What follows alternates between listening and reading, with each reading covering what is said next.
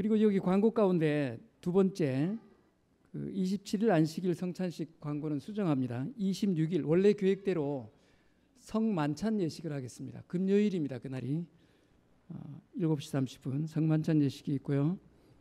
그 다음에 오늘 지난번에 못했던 기도회와 및 시조 분급하는 활동을 오늘 합니다. 참여해 주시고요. 오늘 정기 직원회가 오후에 있고 또 내일 새벽 기도회에는 우리 신동근 목사님 말씀을 하시고 그 다음 일요일부터는 대쟁투 총소 제5권 인류의 소망이 교제가 됩니다. 그리고 오늘 저녁 찬양대를 위한 저녁 식사가 또 교회에서 준비되어 있습니다. 마지막으로 그 교회 뉴욕 북부교회 홈페이지 웹사이트 홈페이지 주소가 거기 나와 있습니다. 활용을 해 주시길 바랍니다. 이상입니다.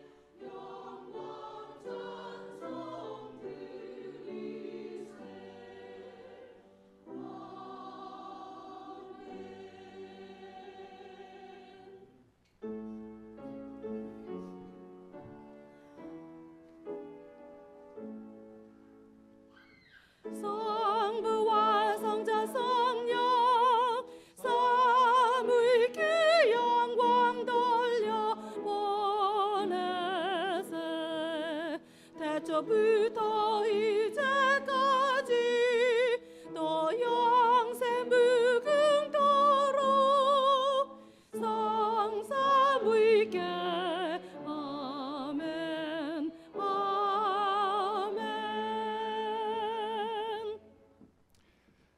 하늘에 계신 우리 아버지시여, 오늘 복되고 즐거운 안식일을 맞이하여 우리 모든 성도들을 주님의 존전으로 불러 모아 주시니 그 은혜 감사합니다. 이제 이 한 시간 동안 우리의 모든 죄된 그런 생각들을 내려놓고 주의 말씀과 더불어 주께서 말씀하시는 그 말씀에 잘 귀를 기울이며 이 마음에 결심하는 귀한 시간 될 수 있도록 주님 도와주시옵소서. 주님 이 자리에 함께 임재하여 주시옵고 또 우리로 하여금 하나님을 바라보는데 부족함이 없도록 역사하시며 우리 생애 가운데 주님을 꼭 만나고 돌아가는 귀한 안식을 허락하여 주시옵소서. 이 모든 말씀을 예수님 이름으로 간절히 기도하옵나이다. 아멘. 7장 부르시겠습니다.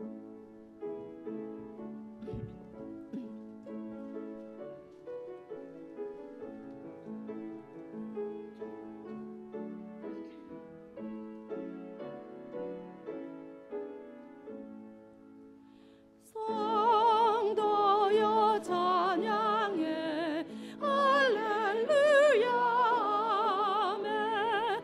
대왕께 찬양해 할렐루야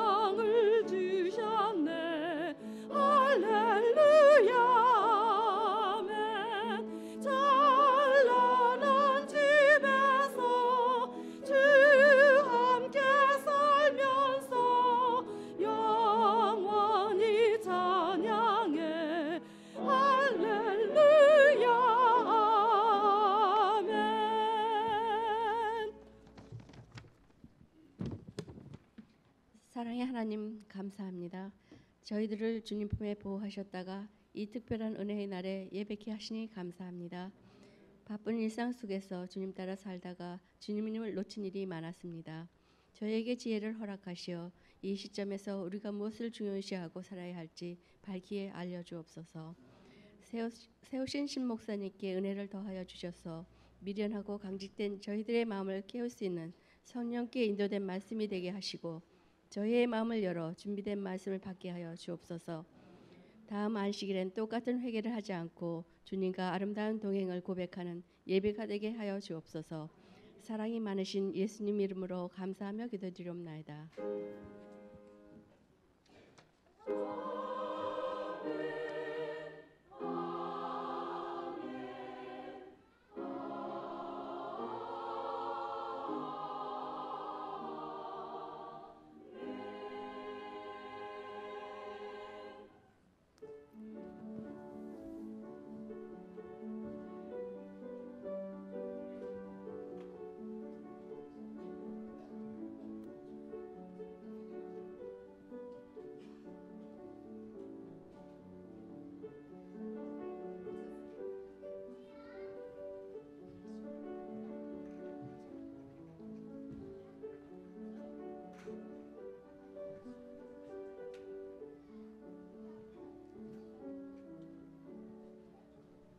자, 이쪽으로 오세요. 이쪽으로.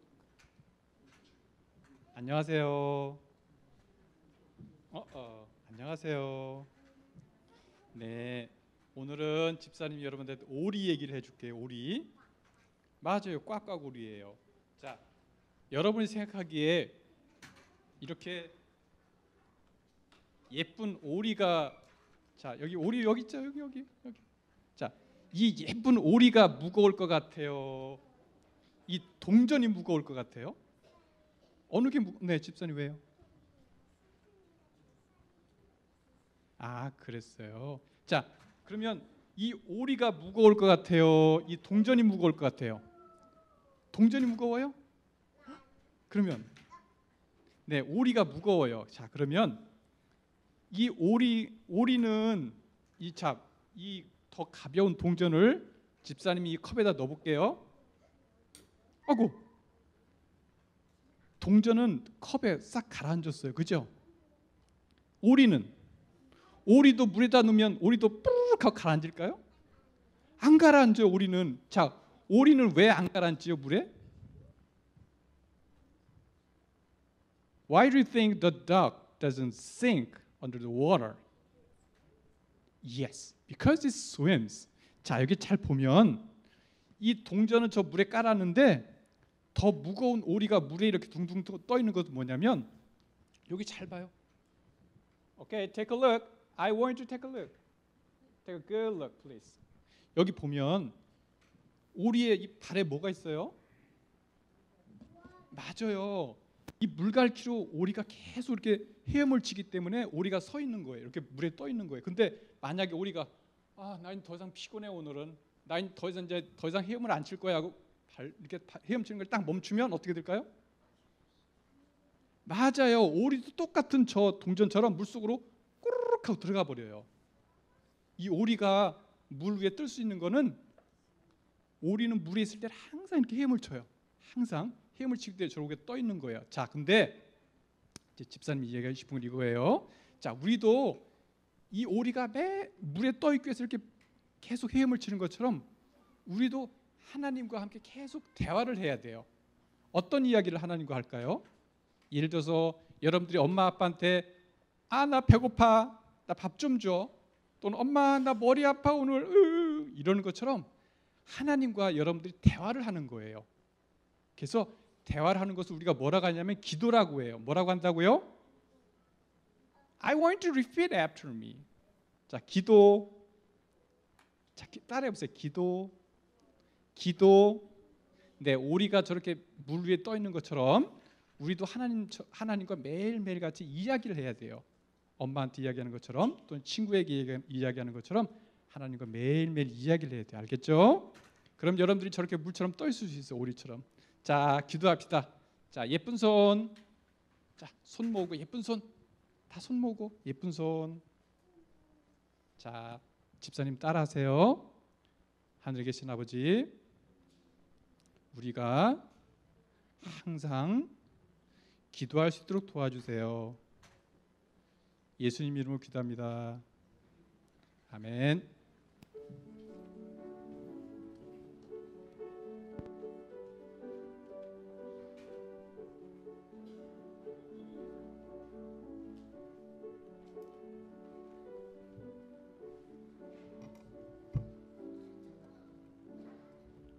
이제 찬양대에 특별한 찬양이 있은 후에 지난 수요일부터 우리에게 말씀해 주신 샌프란시스코에서 오신 신 목사님께서 말씀해 주시겠습니다.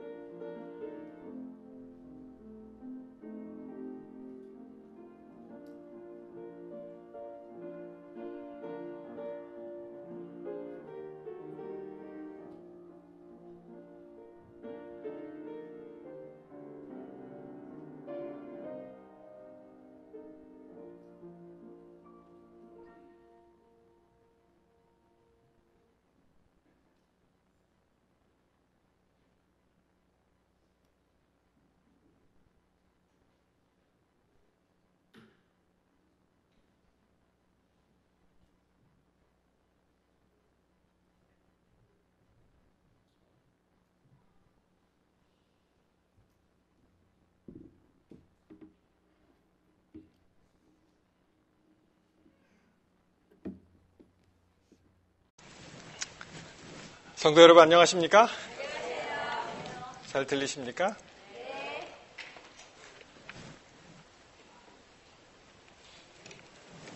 예, 샌프란시스코를 담임하고 있는 신동훈이라고 합니다. 아까 목사님 살짝 말씀하셨는데 제가 마치 비를 피해서 피나는 기분입니다. 죄송한 마음 금할 수가 없네요. 보도를 보니까 공립학교가 문을 닫을 정도로 얼마나 한번 쏟아지면 폭우입니다. 그 동네는 동부랑 조금 분위기가 다른데요. 뭐 와보신 분은 아시겠지만 비만 오면은 운전자들이 긴장합니다. 여기에 눈 와서 사고 날 정도로 비 오면 사고가 많이 일어나고요. 그리고 비가 뭐 여름에 거의 안 오기 때문에 한 3월부터 한 10월까지 비 구경을 못하고 매일 똑같습니다. 날씨가 맨날 아침에 조금 흐렸다가 완전히 개이고 구름 한 점 없고 그것을 한 3월부터 10월까지가 몇 개월입니까? 한 6개월 이상 계속 그렇게 하니까 계절 감각도 없고요. 살짝 12월에 가을이 오고 그냥 겨울이 시작됩니다. 낙엽이 떨어지고 그 다음에 한 2월 되면 다시 또 봄이 돋고 하는데 오늘 이렇게 아름다운 교회에 또 하나님께서 은혜를 주셔서 여러분들을 찾아뵙고 또 말씀을 나눌 수 있게 되어서 대단히 감사하게 생각합니다. 오늘 찬양대 특창 참 감사합니다. 어려운 일인데 우리 하나님께서 이 찬양 사역에 우리 지휘자, 반주자님들 다 복 주시고 또 함께 하나님 은혜를 찬양하는데 열심을 내시기 바랍니다. 제가 수요일 날 기도주의를 이제 시작을 했는데요. 잠깐 못 오신 분을 위해서 서머리를 해드리면 수요일에 우리가 회개의 길을 가는 방법을 말씀드렸고요. 그 다음날 믿음의 길, 어제는 이제 말씀의 길. 오늘은 말씀 제목이 너희가 어떠한 사람이 되어야 마땅하뇨? 라는 제목으로 말씀을 드리겠습니다. 우리 함께 베드로후서 3장 10절에 있는 말씀 같이 보겠습니다. 베드로후서 3장 10절입니다.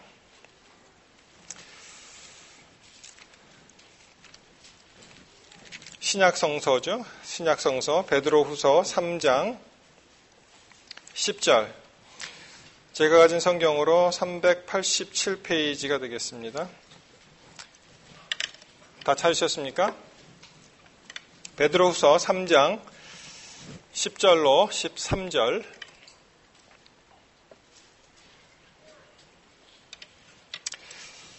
제가 읽겠습니다. 그러나 주의 날이 도적같이 오리니 그날에는 하늘이 큰 소리로 떠나가고 체질이 뜨거운 불에 풀어지고 땅과 그 중에 있는 모든 일이 드러나리로다.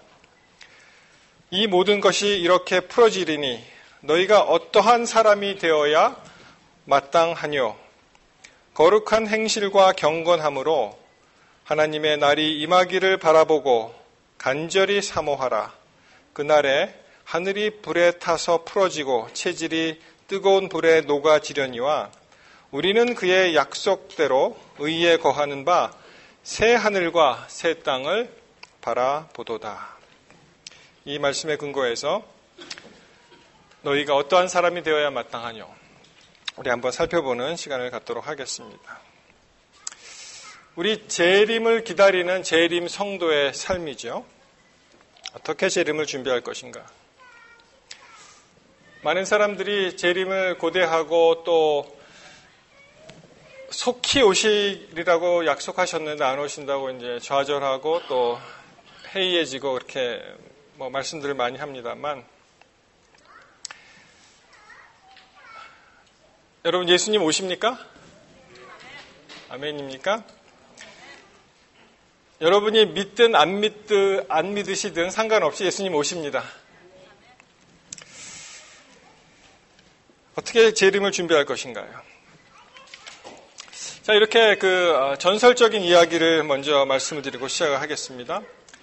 여러분, 경상도 할머니하고, 우리 교회 경상도에서 오신 분 계십니까? 경상도 할머니하고 이 미국 청년이 대화하는 그런 전설적인 이야기 다 들어보셨죠? 못 들어보신 분을 위해서 다시 한번 말씀을 드립니다.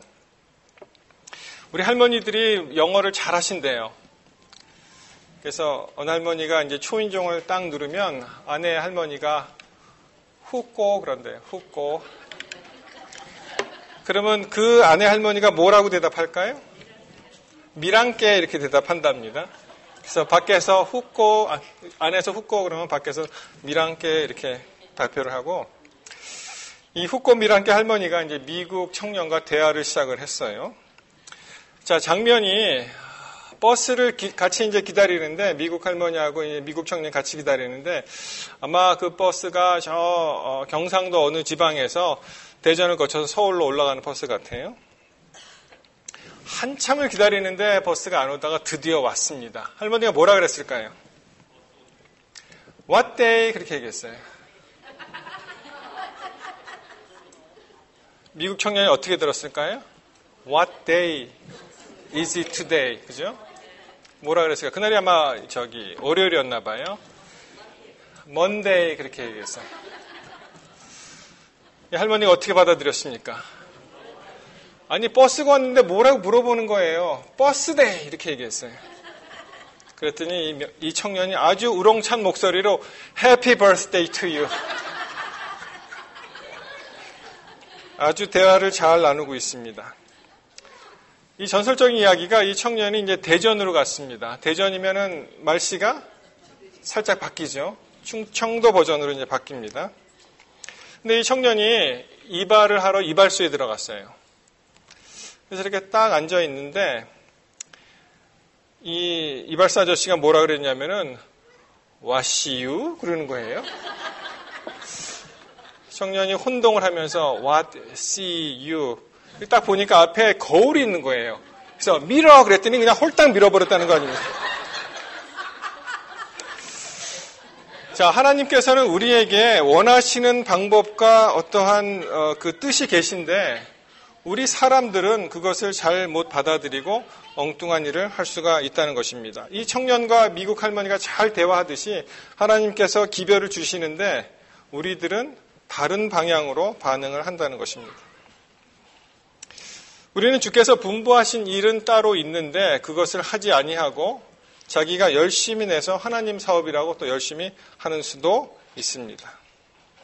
참 안타깝죠. 그런 일이 있을 때. 요새 그 문제가 되었던 일 우리 아시죠? 여기 또 존 F 케네디 JFK 공항도 근처에 있는데 어떤 일이 있었습니까? 그 대한항공의 오너의 딸이 이제 1등석을 타고 한국으로 이제 출발을 하는데 소위 말해서 그 마카다미아 사건 아시죠? 땅콩이라 그러더라고요. 한국에서는 마카다미아 땅콩 사건. 그래서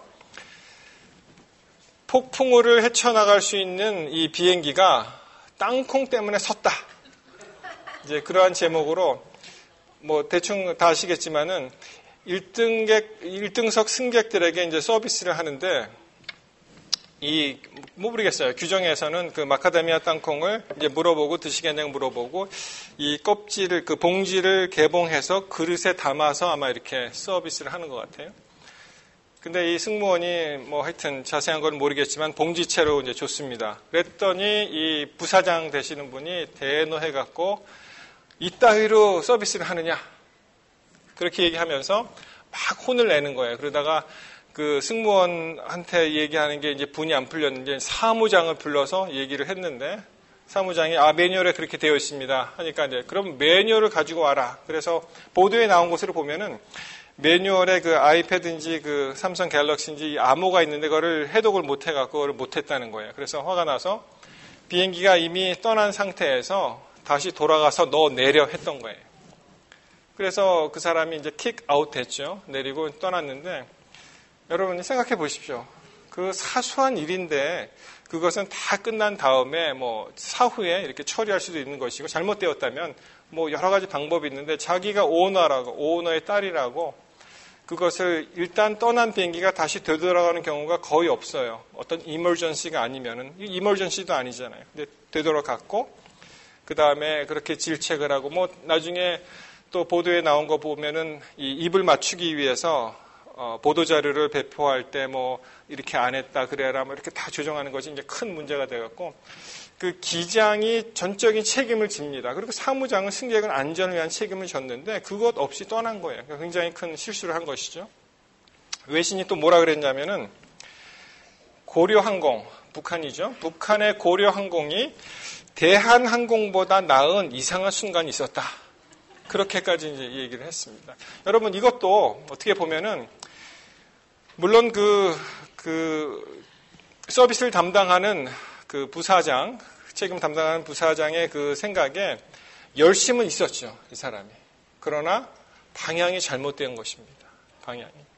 열심은 있었지만은 방향이 잘못된 것입니다. 참 이러한 어처구니 없는 사건이 참 많이 있습니다. 여러분 우리가 아무리 열심히 일을 해도 그것이 방향이 잘못되면 그것은 더 큰 일입니다. 여러분 혹시 하이웨이를 타셨을 때 노스 바운드로 가셔야 되는데 사우스로 가시는 경우 있습니까? 잘못 타갖고 있겠죠? 웨스트인데 이스트를 탔든지. 그러면은 아무리 열심히 달려도 달릴 만큼 어떻게 해야 돼요? 다시 와야 돼요. 우리가 이러한 일을 참 주의해야 됩니다. 이 승무원 그 이야기를 하니까 또 다른 사건이 생각이 나는데요. 한 몇 주 전에 그 아픈 어느 집사님을 위해서 그 같은 동기생들이 다 모여서 이제 음악회도 하고 이제 웃음 치료 같은 걸 했는데 그 중에 어떤 분이 나와서 이렇게 얘기를 했습니다. 어느 할머니가 비행기를 처음 타신 분이세요.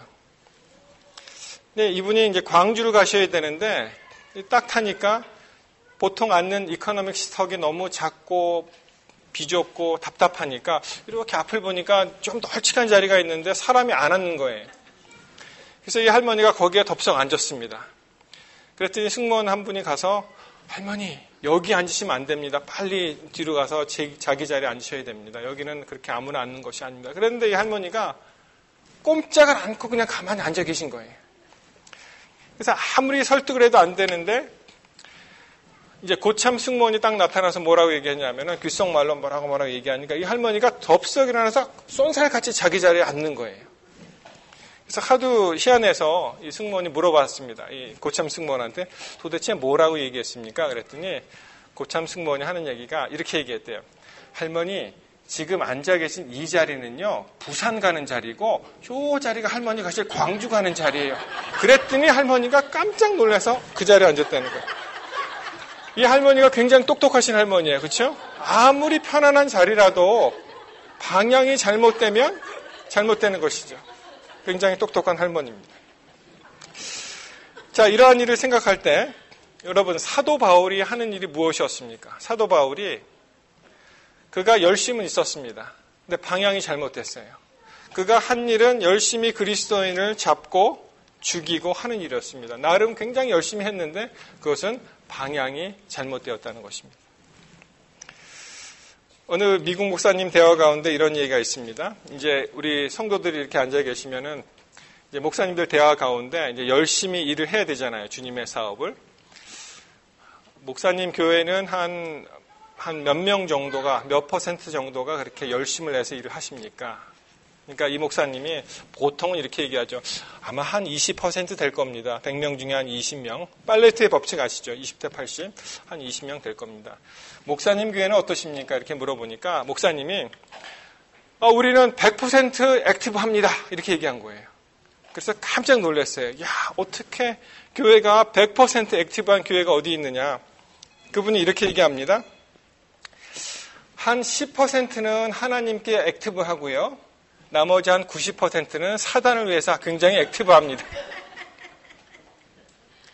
여러분, 우리는 어떠한 일을 하더라도 하나님 편에 서서 하나님 편으로 가야 됩니다. 열심을 가져도 그 열심보다 더 중요한 것은 내가 올바른 하나님 편에 속해서 가고 있는가 하는 점검이 필요하다는 것입니다.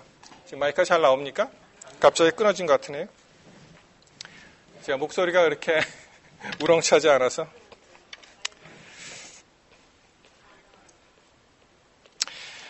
그러면 하나님께서 우리에게 말씀하실 때 우리가 하나님의 뜻을 밝히 알아야 되잖아요. 하나님 뜻. 우리가 이 세상을 살면서 하나님께서 원하시는 그 뜻대로 살아야 된다고 생각을 합니다. 하나님의 뜻을 어떻게 알 수 있을까요?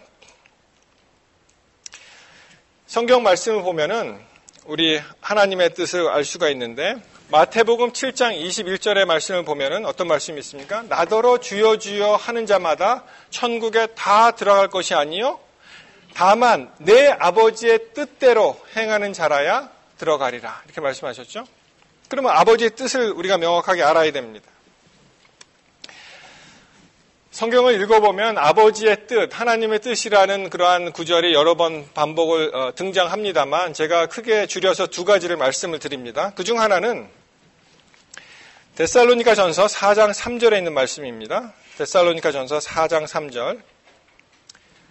이 말씀을 보시면 하나님의 뜻은 이것이니 너희의 거룩함이라 곧 음란을 버리고, 이렇게 말씀하십니다. 우리 하나님께서 우리에게 향한 뜻은 우리의 뭐라고요?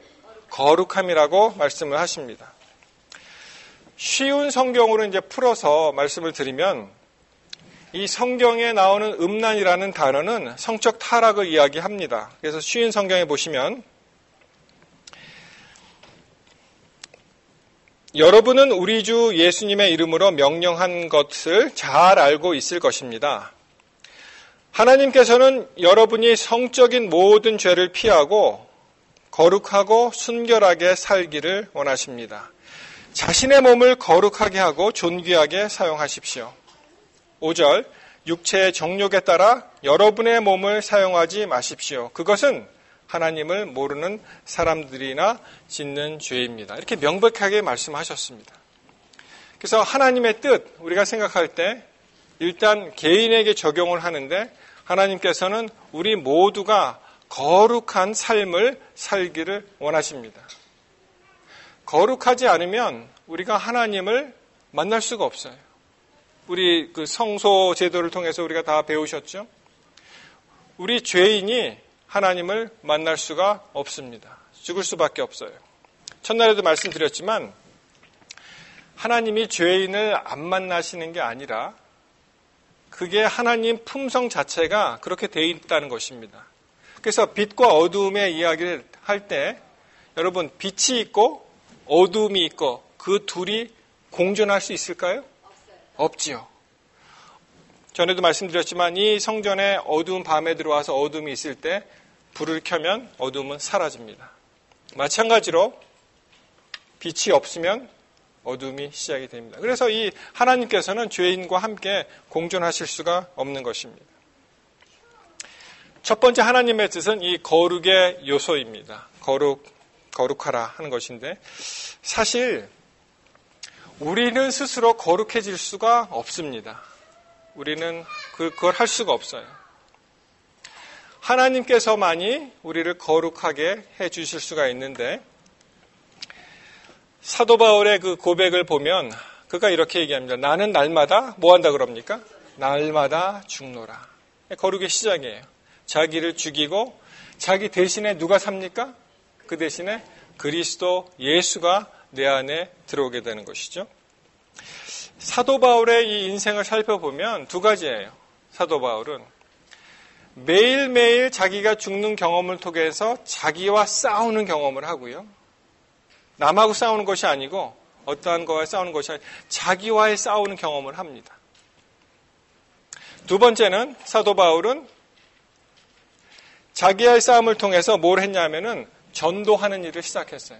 그래서 그의 생애를 보면 자기를 죽이는 일, 그리고 전도하는 일, 그것이 전부입니다. 그가 살아가는 일의 전부가 되겠습니다. 참 이 전도하는 일이 쉽지 않죠. 참 어렵습니다. 여러분, 근데 우리가 결코 우리의 이익을 얻거나 우리가 손해본다고 생각해서 손해보지 않는다면 전도를 할 수가 없어요. 그렇습니다. 자기가 항상,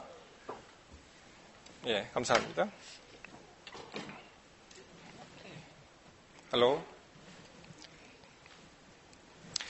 자기가 항상 어떠한 일에 있어서 우리 그리스도인들은 남에게 베풀어야 되고요. 또 자기가 손해를 감수해야 됩니다. 불이익을. 그러지 않으면 전도가 안 되는 거예요. 자기 이속만 다 챙기고 또 자기의 이익을 그 상대방으로부터 이제 빼앗고 하면 전도가 안 되는 거예요. 그리스도의 삶을 한번 생각해 보십시오. 그분이 어떻게 사셨는지. 다 주시잖아요, 그분은. 다 주십니다. 나중에 뭐까지 주셨습니까? 그분의 목숨까지 주십니다. 그래서 우리가 거룩하게 사는 방법이 매일 매순간 우리에게 유혹이 들어오죠. 그리고 나쁜 생각이 들어옵니다. 사단이 우리를 지배합니다. 할 때 우리가 죽는 경험이 필요하다는 거예요. 여러분, 우리가 죽으면 화를 낼 수 있을까요? 죽은 사람이 무슨 화를 내겠어요? 우리가 만약 죽었다면 상대방이 자기에게 좀 잘못했다고 불쾌한 생각이 듭니까? 그래서 이제 재미있는 이야기로 목사님들이 침례를 줄 때 좀 오래 줘야 된다 이런 말이 있습니다. 대충 하니까 이게 반만 죽고 안 죽거든요. 그래서 물에 이렇게 충분히 거기서 한 1분 정도 놔두고 그리고 이제 꺼내자 뭐 이렇게 재미있게 얘기하는 그 목사님들이 있습니다. 우리가 안 죽어서 그래요. 반만 주고 죽은 신용만 하는 것입니다. 사실 죽은 게 아니에요. 우리가 전적으로 우리의 모든 것을 주님께 바치고 우리는 죽고 대신에 주 예수 그리스도가 우리 안에 거하심으로 살아서 우리가 주를 위해서 살게 되는 것입니다. 두 번째 뜻은 요한복음 6장 38절 40절에 이렇게 되어 있습니다. 아버지의 뜻은 내가 하늘로서 내려온 것은 내 뜻을 행하려 함이 아니요 나를 보내신 이의 뜻을 행하려 함이니라. 나를 보내신 이의 뜻은 내게 주신 자 중에 내가 하나도 잃어버리지 아니하고 마지막 날에 다시 살리는 이것이니라. 내 아버지의 뜻은 아들을 보고 믿는 자마다 영생을 얻는 이것이니 마지막 날에 이를 다시 살리리라 하시니라. 여기 명확하게 나와 있죠. 그러니까 첫 번째는 우리의 거룩함이고요. 두 번째는 바로 구원 사업입니다. 전도 사업. 모든 사람이 한 사람이라도 멸망당하지 않고 영생을 얻게 하도록 하시는 것이 바로 우리 하나님 아버지의 뜻입니다. 자, 이렇게 이제 정리를 하니까 이제 명확해졌죠. 우리가 어떠한 방향으로 어떠한 열심으로 살 것인가가 이제 정리가 되었습니다. 첫째는 나에 대해서 하나님께서 뜻이 계셔서 그 뜻을 푸시는데 그것은 우리가 하나님처럼 거룩해져서 하나님의 일을 하는데 그것이 밖으로 이웃에게는 전도의 일로 된다는 것입니다. 그게 이제 십자가예요. 이제 교차로. 십자가 잘 아시죠? 십자가는 사랑입니다. 그래서 첫째는 이 수직적인 관계, 하나님과 나와의 수직적인 관계, 하나님께 대한 사랑이죠. 그 다음에 이 수평적인 관계는 바로 나와 인간들, 이웃들에게 대한 사랑입니다. 그래서 이제 십자가가 만들어지는 거예요. 마찬가지로 하나님의 뜻도 나와 하나님의 관계에 있어서 그것이 올바르게 정립이 되고 그 다음에 나와 이웃 간의 관계에서 또 정립이 되는 것입니다. 가끔 이런 생각을 해봅니다. 정말 나에게 좋은 소식이 있다면, 그것을 들었다면 내가 그걸 가만히 가지고 있을까요? 야, 좋다. 이거는 내 거야. 이렇게 하겠습니까? 어떤 분이 라식 수술에 대해서 찬반 양론이 많이 있는데 라식을 한번 수술하면은 너무 편해서 이 안경 쓰시는 안경도 이게 하나의 짐이잖아요. 짐. 저도 안경을 쓸만한데 잘 안 씁니다. 또 안경을 쓰면 편리하기는 한데 안 쓰다 쓰니까 굉장히 불편해요. 그래서 저 같은 사람은 안경을 많이 잃어버립니다. 왜냐하면 안경을 쓰고 나갔다가 안 써도 그냥 별로 불편함이 없으니까 그냥 두고 오니까 막 잃어버려요. 그런 경우가 있어요. 라식 수술한 사람 이야기를 들어보니까 너무 좋다는 거예요. 안경이. 안경을 벗은 것이. 여름에 땀나도 하나도 그런 거 없고요. 또 여자들은 또 여자 나름대로 그것이 좋다 그래요. 그래서 그 사람들은 그 라식 수술 전도사가 되는 거예요. 그래서 당신 이거 알아? 내가 해보니까 참 좋아. 이거 꼭 해보라고. 이거 해보라고. 누가 시키지 않아도 자기가 전도사가 된다 그래요.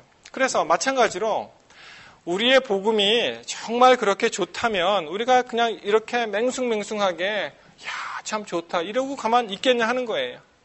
우리가 그 복음을 받아들이면 이것을 너무 좋은 복음이니까 빨리 전해야죠. 전해서 누가 시켜서 전하는 것이 아니고 자발적으로 라식 전도사가 누가 시켜서 하는 거 아니지 않습니까? 그 의사한테 돈을 받고 하는 거 아니지 않습니까? 판촉을. 마찬가지로 우리가 깨달은 이 복음, 안식일의 진리, 재림교가 가지고 있는 이 참 고귀한 이러한 선물들을 정말 우리가 깨달았다면 우리는 가만히 있을 수가 없는 거예요. 마치 이 소뚜껑이 그 끓는 물에 자꾸만 올라오잖아요. 아무리 눌러도. 그러한 마음이 우리 마음에 있게 된다는 것입니다. 아무리 눌러도 당신 절대로 구원을 받았고 예수께 나아가게 되었고 또 재림교인이 되었는데 조건이 하나 있다. 절대로 이 얘기는 남한테 하지 말라. 그런 것이 아니잖아요. 이게 계속 눌러도 이 증기의 힘으로 폭발하듯이 우리가 그것이 나와야 된다는 것입니다. 자, 우리가 이제 동기도 좋고요. 이제 열정도 생겼습니다. 그러면 남아있는 길은 예수님 오시는 그 순간까지 우리가 할 일이 있다는 것입니다. 그것이 이제 대사명이죠. 전에 이런 책을 읽어본 적이 있습니다. 이 책 제목이 아름다운 시작이에요. 아름다운 시작. 전혀 하나님을 몰랐던 사람이 이제 예수를 믿게 되고 다시 거듭나는 그런 이야기를 감동적으로 썼습니다. 좀 오래된 책이긴 한데 이게 1권, 2권 나왔는데 제가 첫 권만 읽었고요.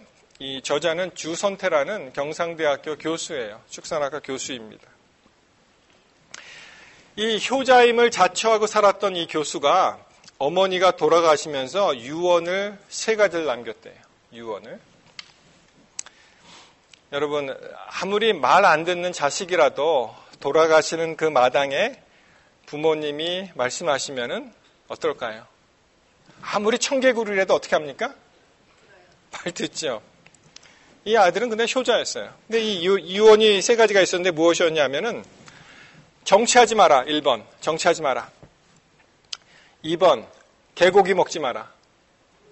3번. 예수 믿지 말라. 이 3가지였습니다. 뭐 정치하지 말라. 뭐 정치판이 뭐 흙탕이라 그러니까 우리 다 이해하시죠? 우리 한국의 그 의사 출신 어떤 분이 나와서 참 그런 모습을 보면서 왜 저런 일을 할까 의아하게 생각을 합니다. 뭐 개고기 먹지 말라.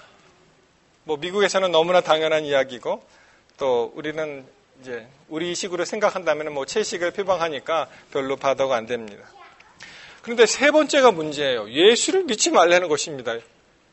그냥 하는 얘기가 아니고 유언 속에 그 말이 있는 거예요. 예수를 믿지 말라. 과연 이 어머니한테 무슨 일이 있었을까요? 모르겠습니다만 예수 믿는 사람이 그다지 큰 모본을 못 보이지 않았는가 그렇게 이제 생각을 합니다. 우리는 사실 하나님을 나타내는 대사들이세요. 하늘에서 파송한 대사들이십니다. 하늘을 대표합니다. 세상 사람들이 하나님을 직접 보지 못하기 때문에 어떻게 해요? 우리를 통해서 우리의 삶을 통해서 그들이 하나님을 알게 됩니다.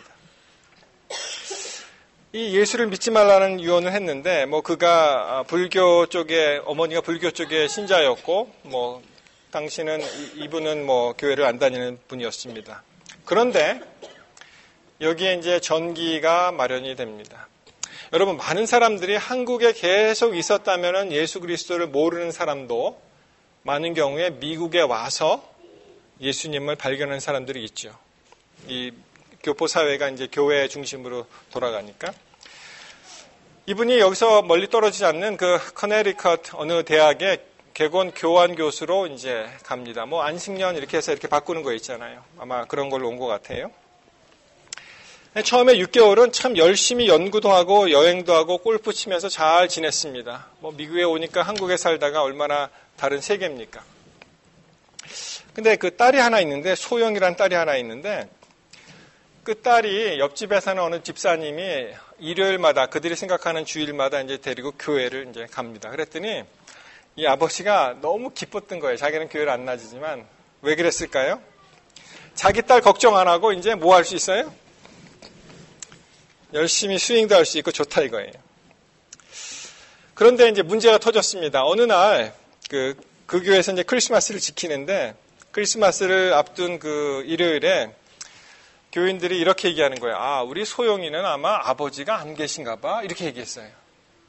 그 소리를 들으니까 깜짝 놀랐어요. 아니, 내가 애비인데 우리 딸이 애비 없는 자식이 돼서야 되겠는가. 그리고 난생 처음 그 말에 충격을 받고 자기 발로 교회에 나가게 됐어요. 그리고 그 마음에는 어떤 결심을 했을까요? 내가 교회는 나가지만 결코 넘어가지 아니하리라. 나 예수는 안 믿으리라. 그렇게 이제 생각을 한 겁니다. 그런데 그 첫날 설교 말씀을 듣다가 그가 예수님 앞에 산산이 깨지게 됩니다.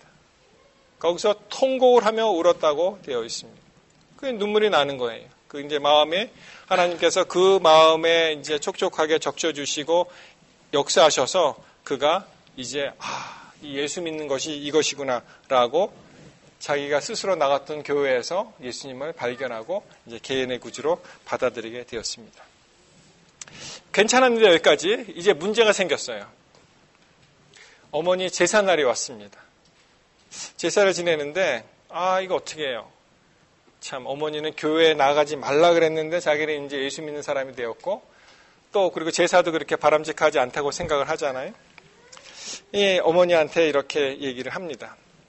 이 제삿날에 걱정을 하면서 뭐 맨날 하던 식대로 제사장에다가 딸하고 같이 절하고 뭐 이렇게 하다가 이 딸을 이제 기도시키고 이제 위로 보내고 이제 어머니의 그 영정 사진하고 자기하고 단둘이 만났어요.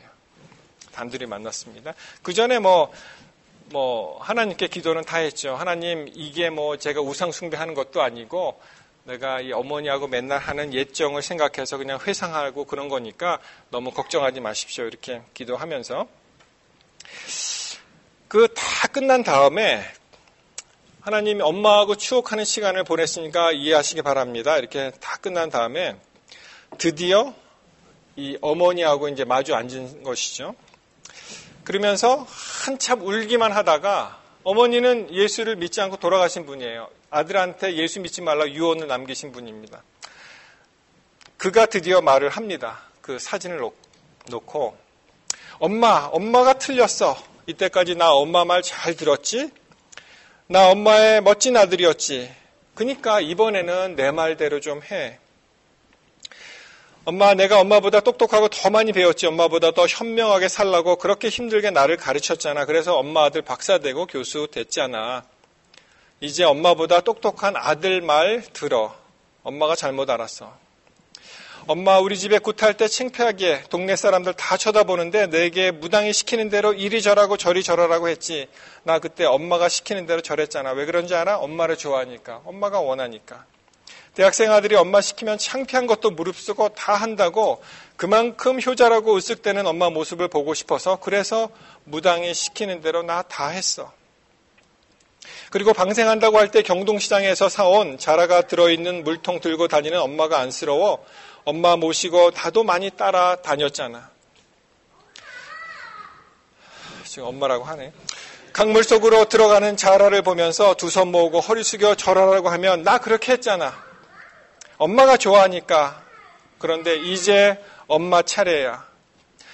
엄마의 그 잘난 아들이 하나님께 선택되었어. 엄마가 그렇게 싫어했던 예수쟁이가 난 이제 되고 싶어. 엄마가 그랬지? 이런 것은 인력으로 어쩔 수 없는 거라고. 어쩌면 좋을까? 엄마만 버려두고 나만 혼자 하나님에게 갈까? 엄마가 믿었던 그 미신을 다 버리고 나랑 같이 교회에 가면 안 될까? 그동안 아무 생각 없이 엄마가 좋아하니까 내가 엄마 쫓아갔듯이 이제 엄마가 엄마의 똑똑한 아들, 교수 아들 쫓아오면 안 될까? 엄마 같이 가자. 응? 교회에 하나님 만나러 가자. 응? 이 애절하게 그렇게 엄마의 영정 앞에서 이 통곡을 하면서 이렇게 얘기하는 것입니다. 여러분, 이 주선태 교수가 돌아가신 엄마한테 왜 이렇게 했을까요? 너무 안타까우니까. 엄마가 잘못 알았고 엄마도 나와 함께 믿는 예수를 돌아가시 전에 믿고 같이 하늘나라에 가고 싶은 그런 마음이 간절했던 것입니다. 그래서 예수님을 잘 알지 못하는 엄마에게 피를 토하듯 이러한 간증 섞인 그러한 고백을 하면서 그가 열렬하게 안타까움을 엄마한테 이제 표시한 것이죠. 여러분, 생각해 보니까 우리가 죽은 사람, 자기가 잊지 못하는 엄마에게 이렇게 울분을 쏟듯이 간절한 마음으로 토하잖아요. 죽은 사람에게. 그러나 우리가 아직 돌아가지 않으신 분, 살아있는 사람들에게는 그렇게 하면 안 되겠습니까? 우리의 자녀들, 우리의 사랑하는 남편, 우리의 사랑하는 부인, 우리의 어머니들, 그러한 사람들에게 그러한 결심이 오늘 당장 시작되면 안 되겠습니까? 하나님께서 우리에게 바라십니다. 우리의 거룩한 삶, 그 삶을 통해서 우리가 전도자로서 많은 사람들을 우리의 이 정말 비천한 우리의 손을 빌어서 하나님께서 귀하게 우리를 사용하시는 데에 대해서 감동이 있다고 생각을 합니다. 너희가 어떠한 사람이 되어야 마땅하뇨? 거룩한 행실과 경건함으로 하나님 날이 임하기를 바라보고 간절히 사모하라. 우리가 죽으면서 예수 그리스도가 우리 마음에 거하십니다. 우리가 거룩을 경험하고 그 아름다운 전도의 손길이 이 교회를 통해서 많이 널리 퍼져나가게 되기를 간절히 바랍니다. 자신의 모습은 사라지고 흠 없으신 예수 그리스도가 그 자리에 대신 차지하게 되는 것을 알 수가 있습니다. 이 상에 허무하게 살다 그냥 떠나는 인생이 아니고요. 정말 멋진 인생, 예수와 함께하는 인생, 그래서 이 넉넉한 사랑의 기별을 이웃들에게 나누어주는 그러한 아름다운 성도의 삶을 계속 이어가시기를 이 시간 간절히 바랍니다. 거룩함, 그리고 바로 영혼구원 사업, 주께서 우리에게 맡기신 아름다운 소명인 것을 깨닫고 또 오늘도 결심하시는 하루가 되시기를 이 시간 간절히 바라겠습니다. 기도하겠습니다. 하늘 아버지, 감사합니다. 우리 죄 많은 인간들을 사랑하셔서 이 땅에 예수님 그 흠없으신 분이 오셔서 우리를 위해서 돌아가시고 우리를 다시 살게 하신 그 은혜 참으로 감사합니다. 이제 그 힘을 우리가 힘입어서 우리의 모든 죄된 생애를 버리고 우리를 거룩하게 하옵시며 또 우리가 남을 사랑하면서 적극적으로 전도하는 일에 열심을 낼 수 있도록 주여 도와주시옵소서. 주님 사랑하시는 이 교회가 날로 번창하고 성령의 역사로 힘입어서 영적으로나 또 육적으로 참 놀라운 발전의 경험을, 성장의 경험을 할 수 있는 아름다운 교회가 될 수 있도록 주여 도와주시옵소서. 이 모든 말씀 예수님 이름으로 간절히 기도하옵나이다. 아멘.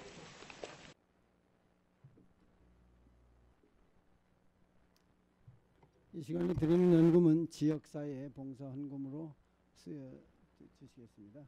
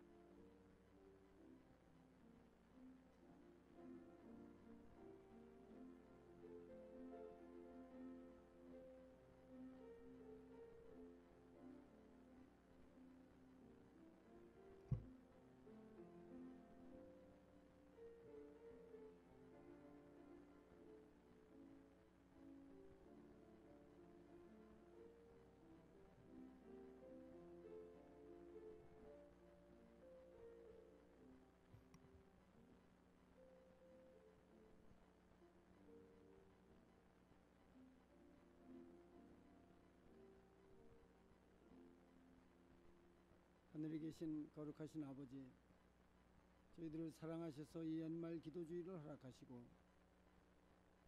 멀리서 신 목사님을 저희에게 보내주시고 주님의 말씀을 저희에게 전해주심으로 은혜를 주셨사오니 감사옵나이다. 우리가 어떠한 사람이 되어야 마땅할지를 가르쳐 주셨사오니 말씀을 들은 대로 저희들이 실천하는 우리가 될 수 있도록 도와주시옵소서. 우리에게 1년을 축복해 주시고 일용할 양식을 공급하여 주시며 저희들의 생애를 도와주신 위험한 순간들을 다 지켜주시고 무사히 살아남을 수 있도록 도와주셨사오니 감사옵나이다. 저희들이 주님 앞에 감사하는 마음으로 예물을 드렸사오니 예물을 주님 받아주시고 지역사회를 위해서 잘 사용될 수 있도록 도와주시며 또한 주님의 것을 구별하여 바치고 또한 교회의 모든 헌금을 한 모든 주님의 자녀들 위해 하늘에 넘치는 축복이 함께하여 주시옵소서. 오늘 이제 남은 시간도 주님의 은혜가 저희와 함께 하시기를 예수님의 이름으로 간절히 기도하옵나이다. 아멘. 마치는 찬미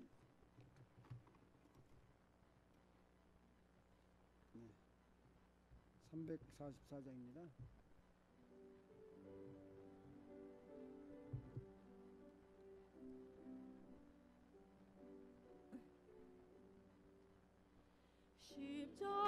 십자가로 갑니다.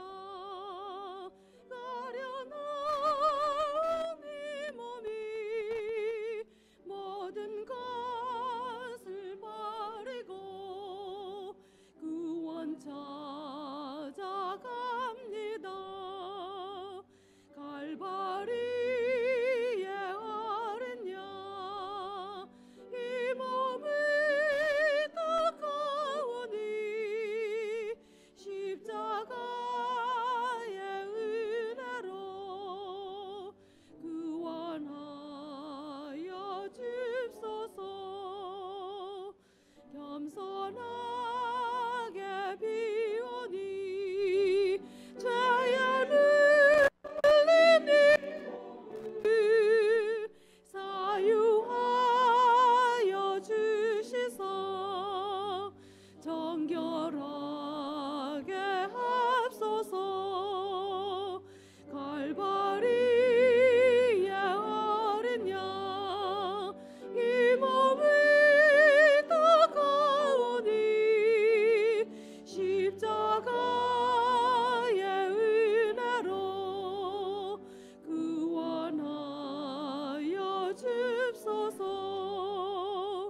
세상 모든 소유와 몸과 마음을 모두 다 길이 주의 것으로 이제 드리옵니다. 갈바리의 어린 양 이 몸을 닦아오니 십자가의 은혜로 구원하여 줍소서. 나의 맘에 주어서 온전하게 하시니 누추한 것 다 씻고 떨리옵니다. 갈바리의 어린 양 이 몸을 닦아오니 십자가의 은혜로 구원하여 줍소서. 이제는 우리 주 예수 그리스도의 높고 크신 은혜와 아버지 하나님의 극진하신 사랑과 성령님의 감화감동 교통하심이 주님의 거룩함과 또 전도 사업에 열심을 낼 결심을 한 주의 사랑하는 성도들 머리머리 가슴가슴마다 영원히 함께하여 주시옵기를 간절히 축원하옵나이다. 아멘. 아멘. 내